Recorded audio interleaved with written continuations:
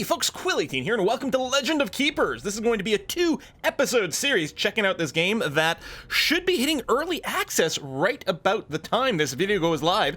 Do check the link in the doobly-doo, and this is a sponsored video by the lovely people behind Legend of Keepers.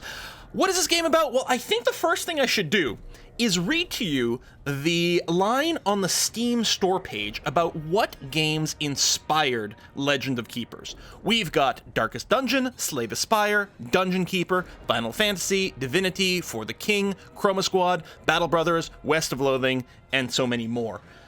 This is a game where you play a dungeon keeper, someone who is trying to guard the treasure from these stupid pesky adventurers that keep coming in and trying to smash things.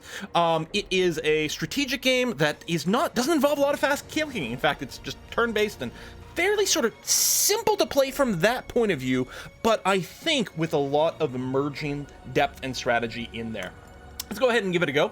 I had my little practice game here. We're going to start a new save. Now, there is a really awesome narrated tutorial kind of thing in here. In the interest of time, I'm going to be trying to skip through that as quickly as possible so that we can see as much gameplay as we can. So we're going to start this new Let's Play series here.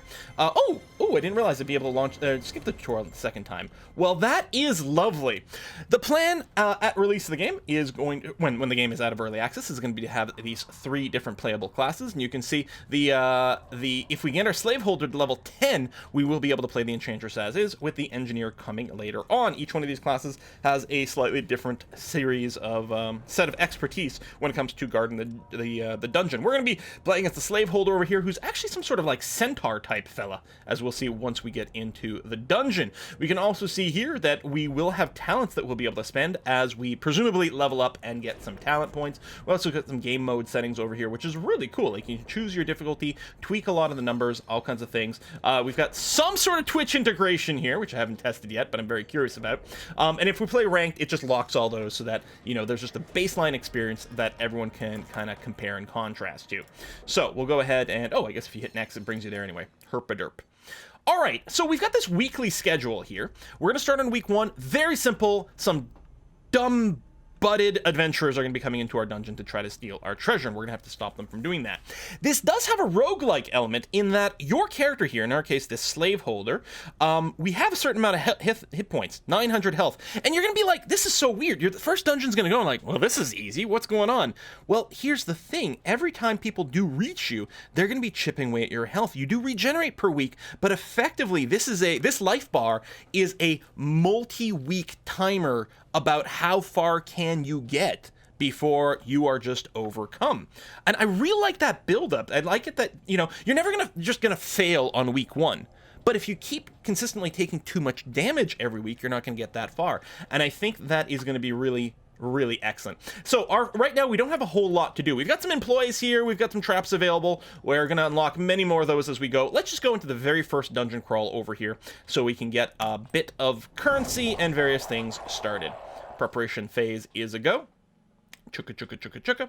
All right, so our pool of monsters that we actually saw on the previous screen are divided into, they can be assigned to 2 different rooms, and then after they get assigned to a room just generically on the first screen, then when it comes to the actual planning of the defenses of your dungeon, you choose, in this case, 3 monsters to put out to defend. We get a preview of the adventurers that are going to come. We're going to have Thokal, the barbarian, Valra, the elf, and Montoth, the magician. What I love about these is these are very sort of like first edition sort of D&D, where if I recall correctly, there wasn't a divide between, I think, classes and races. Like, your class would just be like elf kind of thing. I think, unless I'm mistaken, unless I'm wrong, and I'm never wrong, I think there was something like that going on. We can preview their skills. Now, these guys are pretty simple. This is our first little dungeon and things. A lot of times later on, though, I've noticed, when you get the higher level groups, the veterans and stuff coming in, a lot of them will have passive abilities that you really have to pay attention to.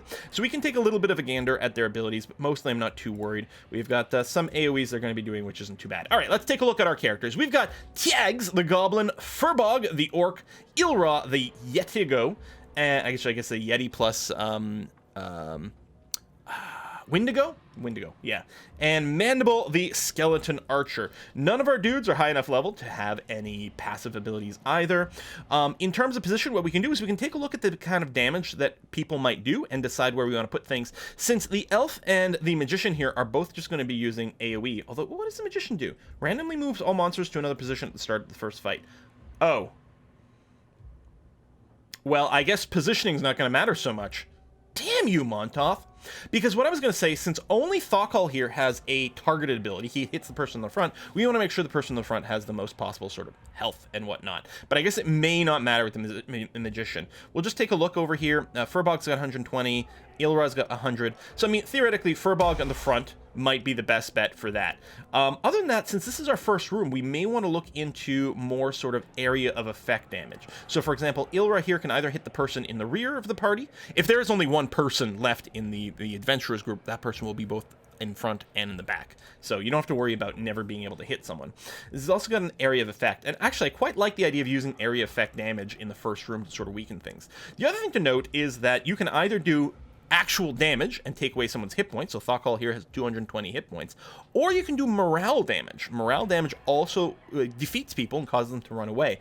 And I'm going to suggest, I think you're going to want to specialize on each particular run here, one versus the other, to because if you bring someone down to half health and half morale, you haven't really done anything.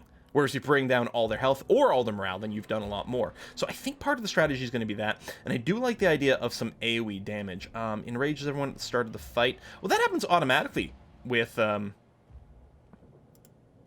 no, that's Thokal. Never mind. Yeah. So that's a bleed in the front. I don't know. What about AoEs? Let's say we bring in Ilra. Mandible's got an AoE. Tiggs does not. So bleeds in the front. I mean, he's got the most health. You can actually hit people in the back. Or in the front. You're not very tanky, though. You know what? I'll stick with this. It's going to be okay. So that's going to be room 1 of our dungeon. Second room, we're going to get to place a trap. So these are the 4 traps we currently have access to. They're all currently level 1. The circular saw will do area damage, 10 physical damage to everyone, and apply 2 stacks of bleeding. Each stack of bleeding is basically 5 points of damage. I think 1 stack goes away every round. So I think this will do 10 points of bleed followed by 5 points of bleed. I think. We'll double check that as we go. Rattling Horn is really good if you want to bring down people's morale. Also applies Enrage to the next group of monsters. Bone Catapult applies morale damage to everyone, and Demoralize, which is sort of a morale bleed. So in the end, I think this would cause 25 points of morale damage. And then we got the Poison Dart. Hits the person in the front for 40 damage and applies 3 stacks of poison. So 15 nature damage the next turn. I think it'll do 15, 10, 5. Again, if I'm not making a mistake. I like the idea of the Poison Dart over here. I think we're going to focus fire maybe a little bit, because we've weakened everyone with a lot of AoEs in the first room, and then we're going to try to take them out, you know, kind of one at a time from then on. We've got an empty room over here. This is where we're going to be able to cast the spell. We skip over it now, but we'll be able to cast the spell during the run. Oh, I quite like the Skeleton Soldier here, because the Skeleton Soldier passively defends the person behind them, so the person behind the Skeleton Soldier takes 25% less damage.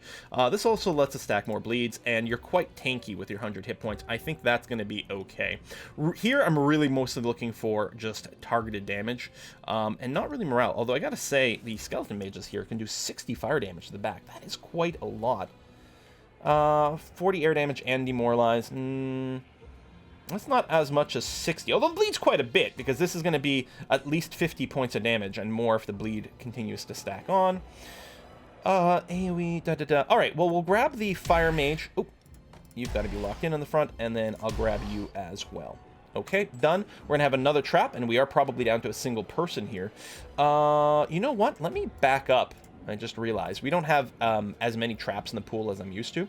I'm going to replace the Poison Dart trap here with the Circular Saw. I was going to try to avoid it because if the trap room had been first, by the way, this order changes from dungeon to dungeon. If the trap room had been first, then I think the AoE, area of effect damage here, would have been kind of a no-brainer. With second, I was like, well, maybe some things will be dead. But since I don't have that many traps to choose from right now, we'll start with the Circular Saw, and then we'll put a Poison Dart here to try to finish people off. And then finally, that's us! We guard the final treasure room. Excellent. All right, we are ready to get started here. So there is a speed for everyone, which determines the order in which they do things. We can see the order over here. I think what we just saw there, I think that was them using their skills, right? Yeah, so he enraged all the heroes, and he shuffled all the monsters, and then it's going to be us. And you can see the initiative order over here. But I think we're going to go with plan Toxic Volley for some area effect damage. Just going to hit everyone and drop some poison stacks on them. Excellent. So yeah, as the axe, and yeah, he did burn away. So yeah, taking 10, and then they'll take 5 in the next round. So stacking things like poison is actually really good. We've lost one of our archers already. Womp womp. I think we'll take another freezing breath here just to apply a little bit of damage everywhere, and the slow, I guess. So this will be 45 total damage. This will be 50 damage, only in the back. Actually, I'm gonna go with that. Throw an ice block at him. Ooh, good, good, good. And then, yeah, you're just going to cleaver the one in the front. And this wouldn't surprise me if that was our last action. But I'm trying to bring everyone down a little lower so that maybe the saw might kill the guy in the back. I'm not sure. Ow! With the fire damage. And am I going to go now? I am going to go. So we can at least cleaver the guy in the front a little bit more and stack some more bleeds. This is going to take 15 here. There, he's taking his damage now. The poison, the bleed, finishes him off. That is unfortunate, but they'll be back. Ooh, on the heal, right! Valora here, the elf, after restores 50% of one hero's max life after a fight. Yeah, see, the focus fire may have been a better approach, since there was an elf here. We just kill someone outright instead of just weakening them. That might have been better. So this is our spell, cast by ourselves. We can Intimidate, which reduces their morale and increase the morale damage they take. Show No Mercy enrages the next group of monsters, which maybe, or it could Burning Whip, hits the person in the front, does a lot of damage and applies burning. I think I will just do that. It's kind of a low damage roll. Well, probably because of their resistances. Yeah, the Barbarian here, I didn't realize. Barbarian has 35% fire resistance. The elf in the middle here has negative 30% fire resistance. Something worth checking out. And yeah, the armor. So this person in the back has negative armor. This person in the front has positive armor, but a penalty in nature. So if we dagger the guy in the front, he is going to resist some of the... Oh, it's all nature damage from the start. And you can actually get a little preview as I mouse over, see his health change. He's going to be brought really low, and almost certainly he's going to have fatal damage, lethal damage on him whenever he goes. Although he's last on his turn order. See, we're going to hit the front here. Okay, most likely, Sphenoid, the skeleton soldier, will finish this guy off. So what we're going to do is we're going to use the goblin trick to hit the back. It's not a very impressive piece of damage, although with his minus 30 armor, actually, it's pretty substantial. Yeah, I don't think we're going to fear the dead, demoralize people. We'll just fireball in the back, finishing him off. Excellent. She's going to go with a little bit of bleed. Hits us. I don't know what the damage of that. Oh, it was ice damage. I see. Here's our spear strike. I really like this quite a lot. So, oh no, sorry. When the skeleton soldier levels up, he can get this this ability where he pierces. He deals damage to the person in the front and the second person as well, which is really nice. But we'll hit you. You've got infinite bleeds and burns and things. You're definitely dead. And then you have... Yeah, I mean, we're not going to poison, but this is going to do more direct damage since you have negative physical. We'll just fireball you because that's the only thing that makes sense. And that is finished off. Excellent! They didn't even get to me, the boss. I didn't take any damage whatsoever. So now, because we killed heroes, we've collected some blood, which is a currency we can use. Notice there's also tears here. So we might want to alternate between killing them and causing them to break from morale so we can collect tears. Although there are ways to convert the blood into tears as needed. We got some gold out of this. And then we get to pick a reward. It so happens this time that our reward is between 3 artifacts. This is not always the case. I think unlocking extra monsters, maybe just getting flat gold and things, there's also a possibility.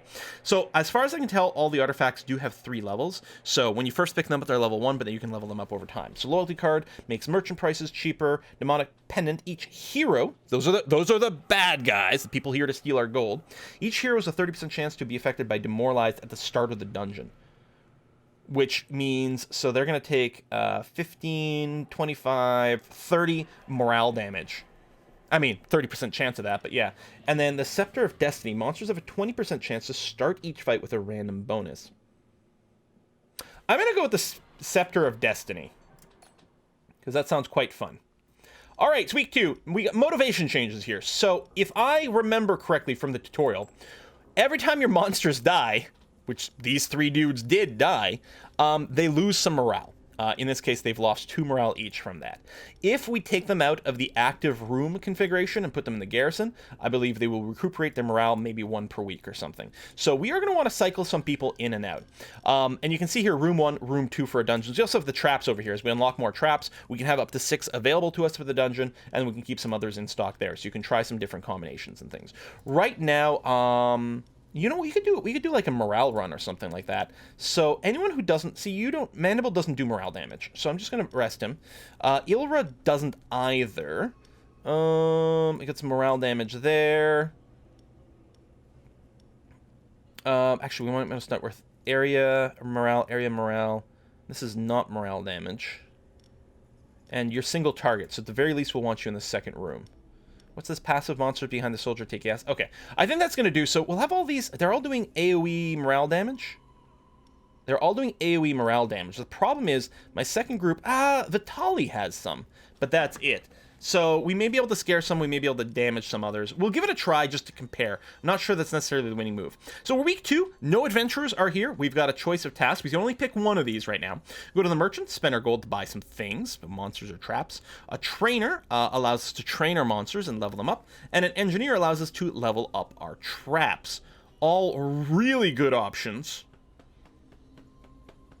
I'm going to go to the merchant first to see if we can unlock something else that's useful. What do we got? We've got ourselves Volus, the wind elemental, who does area air damage or targeted air damage, both of which apply either air weakness or vulnerability. Ooh, vulnerability is just all damage taken increased 30%. That's really good. We've got Thelrina, or Thelnara, the succubus. She's got a passive, attacks jump to the hero position behind the target if the target's armor is positive. So if we hit someone, well, so she only hits the front, but if the person in the front has armor above 0%, presumably, then this will also hit more people, which is kind of nice. And then finally, we do have a trap, Pile of Bones, hits the person in the front, deals morale damage, jumps to the hero position behind the target if the target is affected by demoralized. This, I think we could combo pretty well. Do I want to buy these? I can also re-roll the shop. Tell you what, let's re-roll the shop one time and see what we get. Rallying Horn, this is a trap. Did I not already have this one? Maybe I'd get 2. It's more morale penalty, and enrages our monsters, which is kind of nice. I do like the Ice Elemental here, Flacco. He's got some really cool abilities. Yeah. And Ronk the Boarman. Let's get the horn, actually. I think we could do cool things with that. I don't have enough money to do training things. Which is what the exclamation mark is there for. Maybe I could have saved some money. We'll go for the event instead, see what it does. A thigh supplier! A supplier is offering you some human thighs to feed your employees at a discount price. It would greatly reduce your feeding expenses, and you know that management would grant you a sweet salary bonus. By the way, when you do the tutorial, which is hilarious, it's very sort of like, you know, corporate wants you to guard the treasure in this dungeon kind of thing. So it's very like middle management kind of vibe. It's very funny. Yeah, we'll accept it. So it's just giving us money by, I guess, saving us money. Let's check out the Alchemist. Transmute blood, tears, or gold into another resource. Let me hold off on that. We'll just do another event and see what happens. Oh no! One of our traps broke. One of the traps didn't pass last mandatory checkup. You can call a repair to come at your expense, or send it for 5 weeks to technical department who will fix it for free.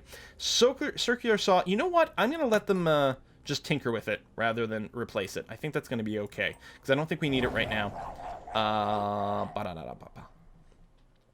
You can also change the game. I should show you. Oh, right here, team management for dungeon. So on smart, I think, okay, you know the button I hit where I get to choose like what monsters are in what rooms and which ones are just, you know, hanging out in the garrison. Same thing with traps. I think if for some reason that's changed since the last time I looked at it, if it's smart, it'll show me the pop-up before I actually do the dungeon run to give me a chance to tweak them. You can also set it to always or never, which is kind of nice. In fact, I might want to set it to always. I also haven't played with quick monster placement. I'm wondering if you just click and you get the order. That would actually, I'm going to give that a try. Let's resume over here. So what do we got? Applies enraged. You apply poison to the monster with the highest life at the start of each fight. Okay. And you dodge the effects of the first trap. All right. Not a big deal. Front, back. So the squishiest person should theoretically be in the middle. Both of these have 60 HP. The one who hits the back, it's physical damage, right? And here we've got minus 45. So yeah, we're going to want you. It does work that way. Nice. and then you in the middle with your bad armor, and then you in the back with your good armor. I think that's the smartest kind of setup. I like the quick placement here. So instead of clicking here and then clicking a position, I think I'm going to like that. I mean, you can always cancel by removing an order, so that's good. All right, so theoretically, we're going to go for a morale run. No one's got tremendously high morale. He's got a lot less morale than health. So, yeah. I wonder if you can stack enraged. I don't know if there's any point to that. Affected by demoralize. Okay, so what we'll do... At least these won't demoralize, but this will. So if I bone catapult, so this is going to demoralize for 2 turns. 1 turn is going to happen when they're in the room with the spell, but I think they'll still be demoralized for the second trap, which should mean that Pile of Bones is going to trigger twice. It'll do the morale in the front and then jump to the next person because I think they'll still be demoralized. We're going to find out together. All right, next room over here. I still like the idea of Sphenoid being in the front. Same thing if... Okay, they all have positive armor. Health, there's about the same. You've got the most armor, so we might want you in the far back. Well, I guess you don't do morale damage. Although... Yeah, not much either. Let's put you in the far back. And these are both goblins, so they are literally the same, as far as I can tell. Okay, we'll go with something like this. And confirm, and then that's us at the end. Rawr! Smash you. Hopefully we get another good run where we don't actually have to fight anyone with the Master. There's his free poison at the start of combat, and he went first as well.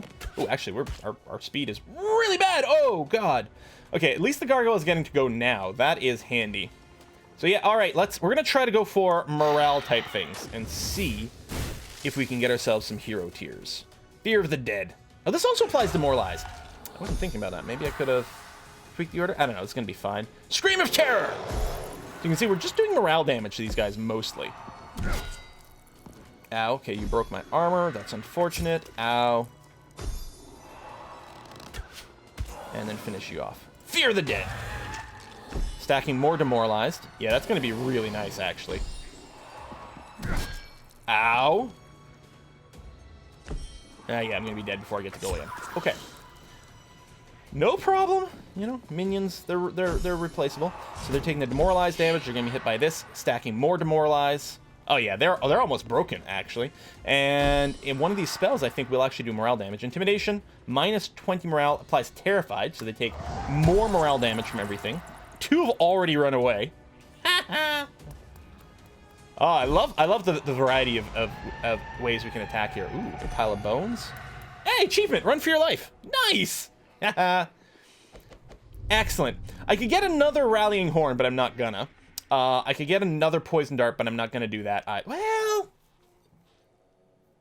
No, let's just take the extra money. Because we're getting some for defeating the dungeon, but we'll take more, and I think that's going to be a really good idea. Motivation, you can see it's dropping and recovering for some people, so that's nice. Training monsters, upgrading our traps, getting an event. Let's train some monsters here.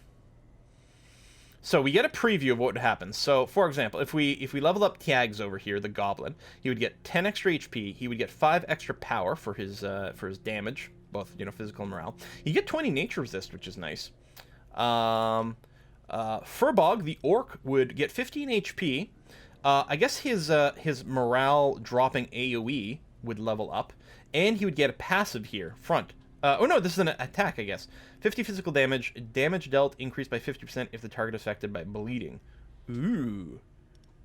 So there's a lot of kinda... Oh, there's a passive right there. Okay, yeah. The plus is because it's new. Passive applies demoralized to all heroes at the start of the gargoyle's turn. Damn, that's good.